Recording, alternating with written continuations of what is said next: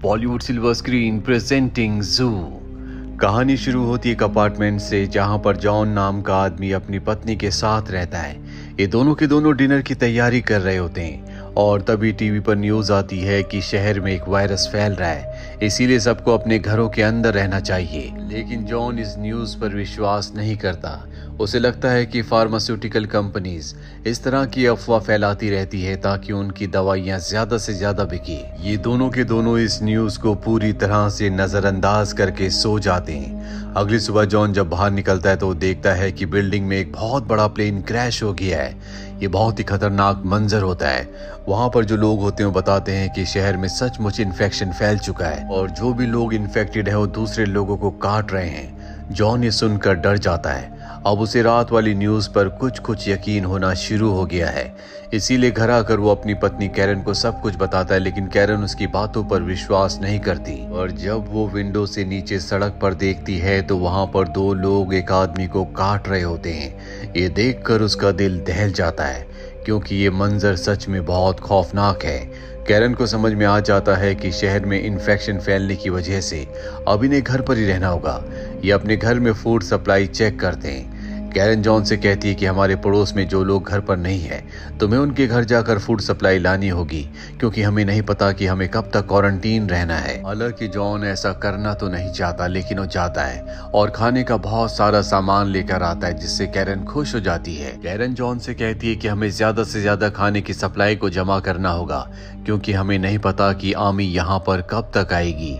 दरअसल इस बिल्डिंग में बहुत सारे ऐसे घर हैं जो खाली है क्योंकि उन घरों में रहने वाले लोग इन्फेक्टेड हो चुके और ज़ॉम्बीज बन चुके हैं। अगले दिन कैरन को एहसास होता है कि दरवाजे के बाहर कोई है। वो जॉन को भी वहां पर बुला लेती है जिसके बाद जॉन थोड़ा सा दरवाजा खोलता है। बाहर बहुत सारे इन्फेक्टेड लोग होते हैं जो अंदर आने की कोशिश करते हैं क्योंकि अंदर आकर वो इन पर हमला करके इन्हें भी इन्फेक्टेड करना चाहते हैं, इन्हें मारना चाहते हैं। पर इससे पहले कि वो अपने मकसद में कामयाब होते जॉन दरवाजा बंद कर देता है। हालांकि इन दोनों की जान बच चुकी है लेकिन अभी दोनों बहुत ज्यादा डर जाते हैं क्योंकि इनके साथ ऐसा पहली बार हुआ था।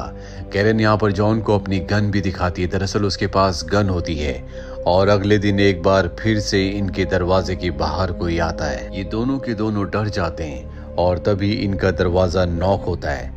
दरवाजा नॉक होने की आवाज से समझ जाते हैं कि बाहर कोई इन्फेक्टेड यानी कि ज़ॉम्बी नहीं है। जब ये दरवाजा खोलते हैं तो बाहर इनका नेबर लियो अपनी पत्नी के साथ होता है। वो कहता है कि हम अंदर आना चाहते हैं। कैरन इन दोनों को अंदर आने की अनुमति दे देती है और अब अंदर आने के बाद लियो बताता है कि हमारी बिल्डिंग में जब प्लेन क्रैश हुआ था तो हम दोनों ही लॉन्ड्री रूम में फंस गए थे। वहां से निकलने में हमें 2 दिन लग गए। इसके बाद हम अपने अपार्टमेंट में गए लेकिन वहां पर पहले से बहुत सारे ज़ॉम्बीज थे। अपनी जान बचाकर हम तुम्हारे घर पर आ गए। 2 दिन से हमने कुछ भी नहीं खाया। क्या तुम हमें कुछ खाने के लिए दे सकते हो? जॉन और कैरन दोनों के दोनों किचन में आ जाते हैं। इन्हें कुछ समझ नहीं आता कि इन्हें अपने नेबर्स को खाना देना चाहिए या नहीं। फिलहाल ये तय करते हैं कि ये उन्हें खाना देंगे।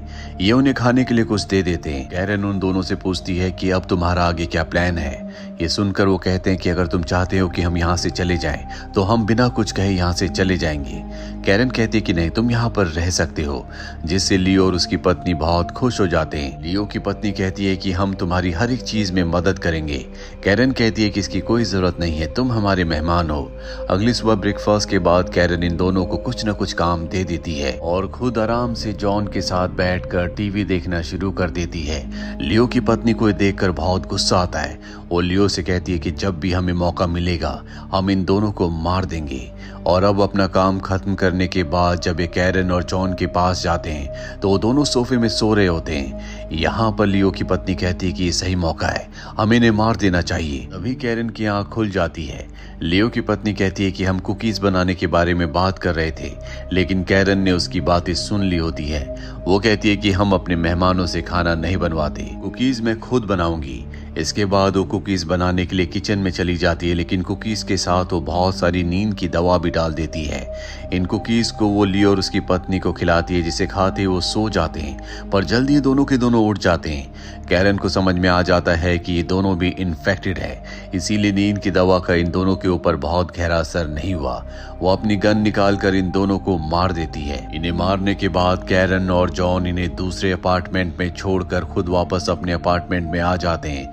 जहाँ पर रात को एक दूसरे के साथ ये बहुत अच्छा टाइम स्पेंड करते हैं। तभी इनका दरवाज़ा नॉक होता है और जब कैरन दरवाजे के पास जाती है तो बाहर से आवाज़ आती है कि हम रेस्क्यू टीम से हैं। कैरन बिना कुछ सोचे समझे दरवाज़ा खोल देती है।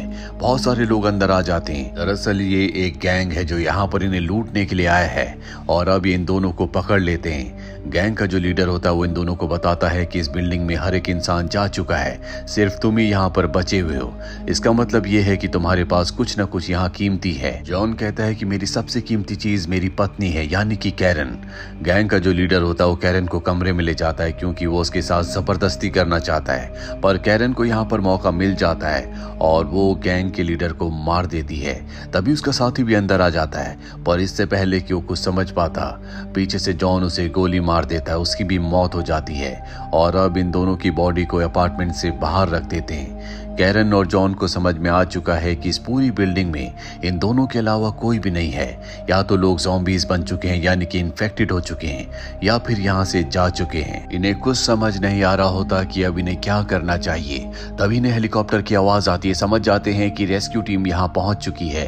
ये विंडो के पास जाते हैं, जोर जोर से आवाजें लगाते हैं, लेकिन इतनी दूर से इनकी आवाजें कोई नहीं सुन सकता, ना ही इन्हें कोई देख सकता है। और अब ये दोनों फैसला करते हैं कि इन्हें यहाँ से बाहर निकलना होगा, तभी ये इस जगह से निकल सकते हैं। ये अब दरवाजा खोलते हैं, लेकिन बाहर बहुत सारे ज़ॉम्बीज होते हैं जो इन पर हमला करने के लिए इनकी तरफ बढ़ते हैं। मजबूरी में इन्हें एक बार फिर से घर के अंदर आना पड़ता है। ये दोनों के दोनों बहुत ज्यादा डर चुके हैं। साथ ही यहाँ पर कैरन को एक ज़ॉम्बी ने जख्मी कर दिया होता है, जिससे उसका डर और भी बढ़ जाता है। उसे लगता है कि जल्दी वो भी ज़ॉम्बी बन जाएगी। जॉन उसे कहता है कि तुम्हें डरने की कोई जरूरत नहीं है, जल्दी यहाँ पर रेस्क्यू टीम आएगी। मुझे पूरा विश्वास है उनके पास कोई ना कोई वैक्सीन जरूर होगी। रात को जॉन सो जाता है, लेकिन कैरन को नींद नहीं आती। उसे बहुत भूख लग रही होती है, साथ ही उसे अजीब अजीब से विजन्स आ रहे होते हैं और अब वो दरवाजे की तरफ बढ़ चलती है। पर इससे पहले कि वो दरवाजा खोलती, जॉन उठ जाता है। वो कैरन से पूछता है कि तुम कहाँ जा रही हो। कैरन कहती है कि मुझे नहीं पता, मेरे अंदर अजीब अजीब से बदलाव हो रहे हैं, मुझे अजीब अजीब से विजन्स आ रहे हैं। हालांकि मैंने खाना खाया, लेकिन मेरी भूख नहीं मिटी। और अब जॉन समझ जाता है, इसीलिए वो अपना हाथ काट कर अपना खून उसे पीने के लिए कहता है। और जब कैरन उस खून को पीती है तो उसकी भूख मिट जाती है। कैरन कहती है कि आज के बाद तुम कभी ऐसा नहीं करोगे।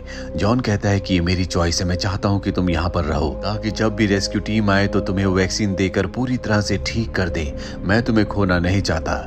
कैरन कहती है कि तुम अपने घाव को, जख्म को ढक लो, उसकी खुशबू मुझे तुम्हारी तरफ अट्रैक्ट कर रही है। जॉन ऐसे ही करता है और अब दोनों के दोनों यहाँ पर फ्यूचर प्लानिंग करना शुरू कर देते हैं कि जल्दी यहाँ पर रेस्क्यू टीम आएगी, जिसके बाद कैरन ठीक हो जाएगी, इनका परिवार बढ़ेगा, इनके बच्चे होंगे, इन्हें एक बड़े घर की जरूरत होगी। और इन सपनों में दोनों के दोनों खो जाते हैं और कैरन को जल्दी एहसास हो जाता है कि उसके अंदर जो एक ज़ॉम्बी पनप रहा है वो धीरे धीरे उस पर हावी हो रहा है। अगले दिन जब जॉन की नींद खुलती है तो वॉशरूम में उसे एक लेटर मिलता है जो कैरन ने उसके लिए छोड़ा होता है। उसमें लिखा होता है कि तुमने मेरी पूरी जिंदगी बदल दी, मैं तुमसे बहुत प्यार करती हूँ, लेकिन अब मैं पहले जैसी नहीं रही, तुम्हें मुझे मुक्ति देनी होगी। और अब जॉन दूसरे कमरे में जाता है जहां वो देखता है कि कैरन ने अपने आप को जंजीर से बांधा हुआ होता है। साथ ही उसने अपने कपड़ों पर एक पेपर लगाया हुआ होता है जिस पर लिखा होता है कि अगर तुम मुझसे प्यार करते हो तो तुम्हें मुझे मारना होगा। ये देखकर वो बहुत ज्यादा इमोशनल हो जाता है। जॉन कहता है कि मैंने हमेशा तुमसे प्यार किया, मुझे नहीं पता कि अब मैं क्या करूंगा। लेकिन जॉन कहीं ना कहीं ये जानता है कि कैरन के अंदर अब जो है वो उसकी कैरन नहीं है, बल्कि वो एक शैतान, एक ज़ॉम्बी है। इसीलिए वो अपनी गन निकालता है और कैरन की तरफ कर देता है। पर तभी इनके घर के दरवाजे खुलते हैं। दरअसल अब यहाँ पर रेस्क्यू टीम आ चुकी है और जब वो उस कमरे में पहुंचते हैं जहाँ पर जॉन और कैरन होते हैं तो वो देखते हैं कि दोनों के दोनों इन्फेक्टेड है। दरअसल जॉन ने अपने आप को कैरन के हाथ से टेप से बांध दिया होता है और कैरन के काटने की वजह से अब वो भी इन्फेक्टेड हो चुका है। रेस्क्यू टीम जब ये देखती है तो समझ जाते हैं कि दोनों के दोनों प्यार करने वाले हैं जो एक दूसरे से अलग नहीं होना चाहते, पर अब उनके पास और कोई भी रास्ता नहीं है, उन्हें इन्हें मारना ही होगा।